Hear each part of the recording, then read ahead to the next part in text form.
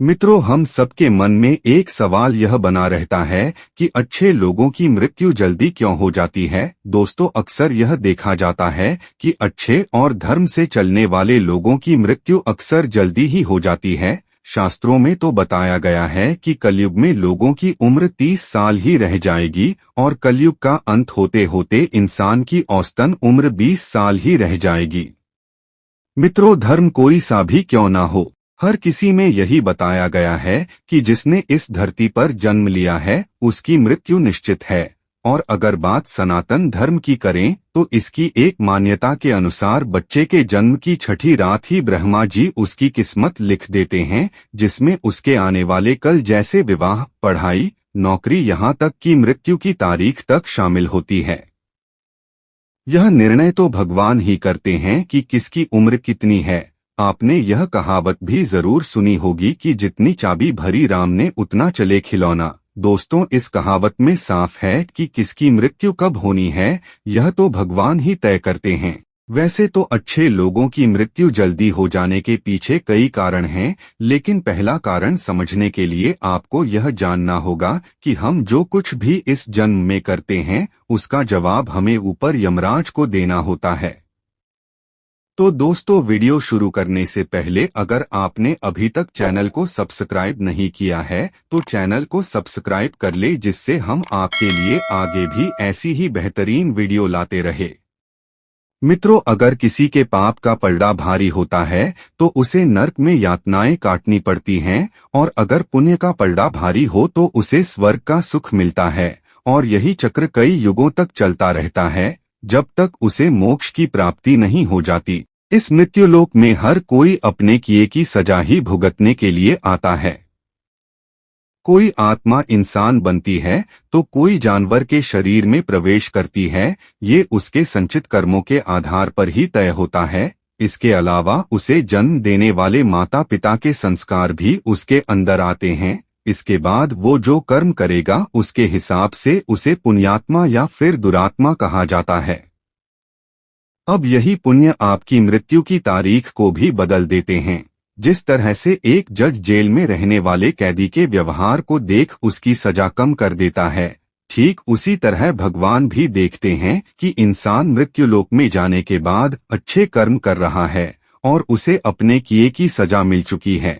और जब उन्हें लगता है कि अब उसे मृत्युलोक में नहीं रहना चाहिए तब वो उसे बुला लेते हैं। अच्छे लोग अपने पाप का फल जल्दी ही काट लेते हैं।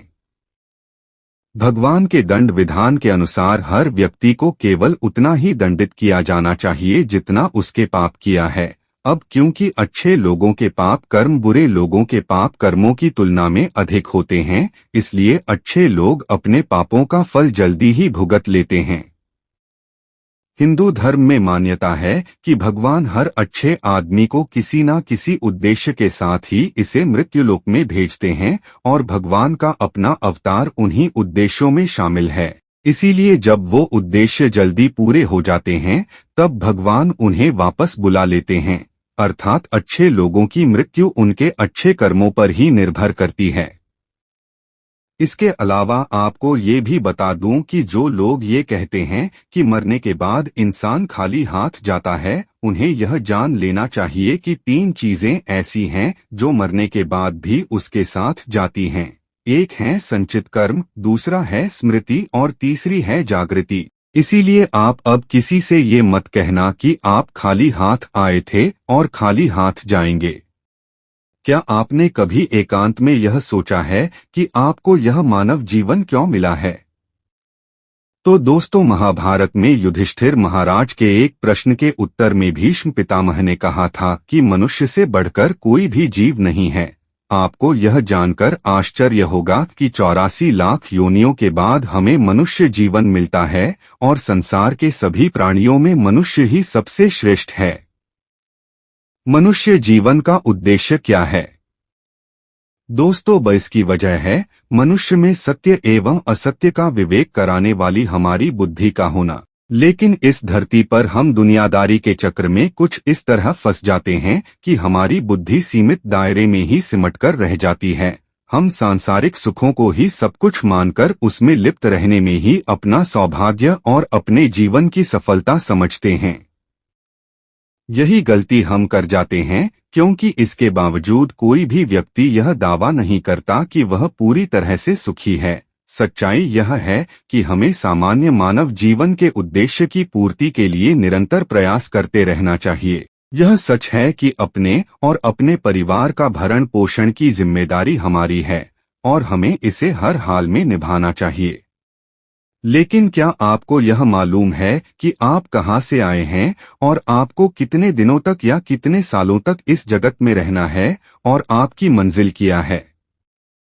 तो इन प्रश्नों के उत्तर में ज्यादातर लोग यही कहते हैं कि पता नहीं, ऐसे लोग बड़े ही अजीब होते हैं। वो यात्रा तो कर रहे होते हैं पर यात्रा के संबंध में उन्हें कुछ जानकारी नहीं होती। परमधाम तक पहुंचना है मनुष्य के जीवन का लक्ष्य। उन्होंने मानव जीवन पाया है, लेकिन उन्हें अपने जीवन का लक्ष्य मालूम नहीं होता।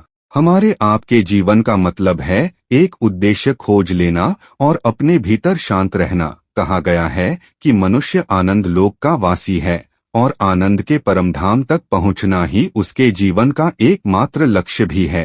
इसलिए मनुष्य को इस संसार की मृग मरीचिका से निकलकर भव्य जीवन की प्राप्ति के लिए साधना के मार्ग को अपनाकर अपने गंतव्य को पहचानना चाहिए। अच्छे लोगों की मृत्यु जल्दी इसलिए होती है। इसी तरह दोस्तों, श्रीमद् भगवद गीता में भी भगवान श्री कृष्ण कहते हैं कि ये एक आध्यात्मिक और ईश्वरीय जीवन का पद है जिसे प्राप्त करके मनुष्य मोहित नहीं होता।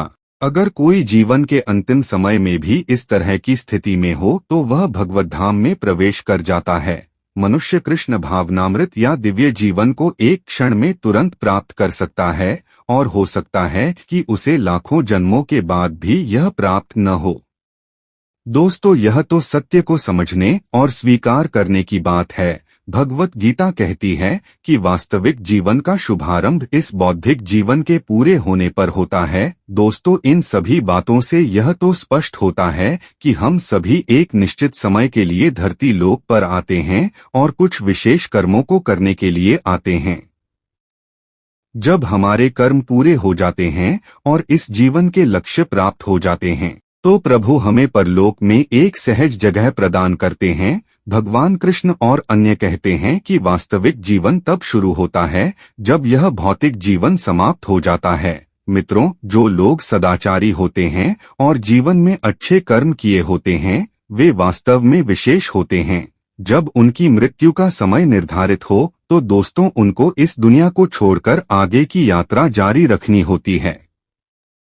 मित्रों, आपको वीडियो कैसा लगा कमेंट में जरूर बताएं। मिलेंगे अगले वीडियो, तब के लिए आप सभी को राम राम राम राम।